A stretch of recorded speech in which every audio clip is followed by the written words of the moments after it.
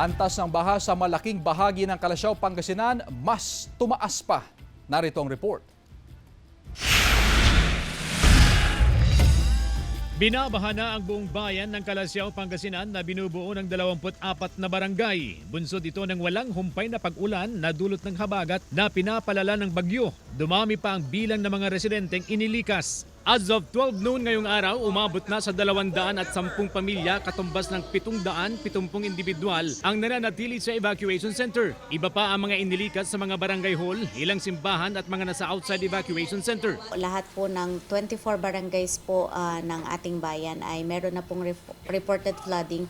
Although 18 po dito ang merong malubhang pagbaha sa kanilang area, umaabot po hanggang lagpas taong level ng tubig baha. Sa initial assessment ng MDRRMO, nasa 11.3 million pesos ang danyo sa mga tanim na palay, habang 302,000 pesos sa high-value crops. Posibleng madagdagan pa dahil sa patuloy na pananalasan ng kalamidad. Nakafocus po kami sa rescue operations, lalong-lalo na po may mga kababayan pa po tayo na nangangailangan po ng rescue.